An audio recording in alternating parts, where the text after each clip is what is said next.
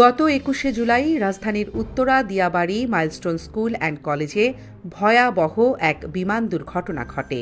বাংলাদেশ বিমান বাহিনীর একটি প্রশিক্ষণ বিমান নিয়ন্ত্রণ হারিয়ে পড়ে সেই স্কুলের একটি ভবনে। এতে অনেক শিক্ষার্থীরাই হতাহত হয়। তাদের মধ্যে অনেকে হাসপাতালের বেডে অগ্নিদগ্ধ হয়ে কাটাচ্ছে। মা বাবার প্রিয় সন্তানদের অনেকেই আবার চলে গেছে না ফেরার দেশে। বেশ কয়েকজন এখনও নিখোঁজ রয়েছে বলে জানা গেছে।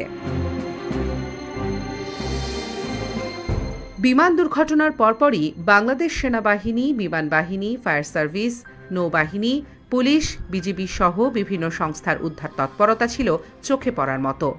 তাদের সাথে যোগ দেয় স্কাউট, বিএনসিসি সহ অন্যান্য স্বেচ্ছাসেবী সংগঠনের সদস্যরা। তারা অ্যাম্বুলেন্স দিয়ে একে একে বের করে আনছেন অগ্নিদগ্ধ ও আহতদের। অনেকেই আবার স্বেচ্ছায় রক্ত দিতে এগিয়ে আসছেন স্বতঃস্ফূর্তভাবে। এমন হতাহতের খবর চতুর্দিকে ছড়িয়ে পড়ার সাথে সাথে শিক্ষার্থীদের আত্মীয় স্বজন সহ সাধারণ উৎসুক জনতার ঢল নামে সেখানে। মর্মান্তিক এই দুর্ঘটনায় স্বজনদের কান্নায় আকাশ বাতাস ভারী হয়ে ওঠে পুরো দিয়াবাড়ি এলাকা। এদিকে নিজেদের সর্বোচ্চ দিয়ে উদ্ধার তৎপরতা চালিয়ে যাচ্ছে সেনাবাহিনী সহ অন্যান্যরা।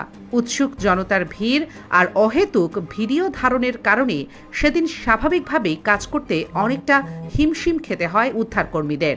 এক পর্যায়ে সেখানে বিনা কারণে ভিড় করে থাকা লোকদের সরিয়ে দেয়া হয়। সেদিন উদ্ধারকর্মীদের অক্লান্ত পরিশ্রম আর সর্বোচ্চ চেষ্টা সবাইকে মুগ্ধ করেছে। এর মধ্যে সেনাবাহিনীর এক সদস্যকে দেখা যায় তিনি হতাহত শিক্ষার্থীদের উদ্ধার করতে করতে এক পর্যায়ে অনেকটা হাঁপিয়ে ওঠেন।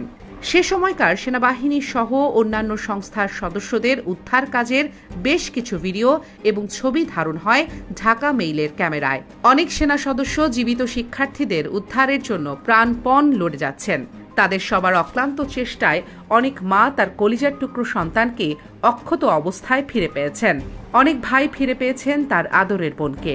সেদিনের আসাদ নামে এক সেনা সদস্যের একটি ভিডিও ঢাকা মেইলের পেজ থেকে ভাইরাল হয়। সেই ভিডিওর ক্যাপশনে লেখা ছিল, শিক্ষার্থীদের উদ্ধার করতে করতে ক্লান্ত এই সেনা সদস্য। ওই ভিডিওটি চতুর্দিকে ছড়িয়ে পড়লে সেনাবাহিনীর এই সদস্যের এমন কাজের জন্য ব্যাপক প্রশংসায় ভাসেন। সারা দেশের মানুষ ভিডিওটি শেয়ার করে তাকে স্যালুট জানায়। কিন্তু একটি কুচক্রী মহল এক সেনা সদস্যের ক্লান্ত মুহূর্তের সেই ছবি ও ভিডিও শেয়ার করে তাকে বিভিন্ন রাজনৈতিক ট্যাগ ও বাজে মন্তব্য করতে দেখা যায়। মুক্তিযুদ্ধের ইতিহাস, তৃণমূল নেত্রী ও গণেশ সরকার সহ এরকম কয়েকশো পেজ থেকে তাদের ছবি ও ভিডিওটি শেয়ার করে ক্যাপশনে মন গড়া বাজে মন্তব্য করতে দেখা যায়। খোঁজ নিয়ে জানা যায় সেই সেনা সদস্যের নাম মোহাম্মদ আসাদুল ইসলাম আসাদ। তিনি বাংলাদেশ সেনাবাহিনীর ল্যান্স কর্পোরাল পদে কর্মরত আছেন। মাগুরা জেলার শ্রীপুর থানায় তার বাড়ি। অসংখ্য সামাজিক ও মানবিক কাজের সাথে সম্পৃক্ত তিনি। নিজের রক্ত দিয়ে অন্যের জীবন বাঁচাতে ৩৬ বার তিনি রক্ত দিয়েছেন।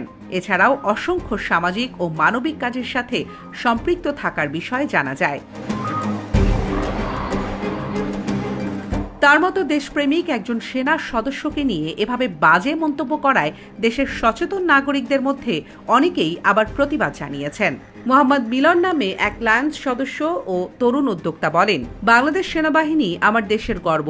দেশের যে কোনো সংকট বা বিপর্যয়ে তারা নিজেদের সর্বোচ্চ দিয়ে কাজ করে যায়। কিন্তু সেনাবাহিনীকে বিতর্কিত করার জন্য এমন অশালীন মন্তব্য ও অপপ্রচার সত্যি খুব দুঃখজনক।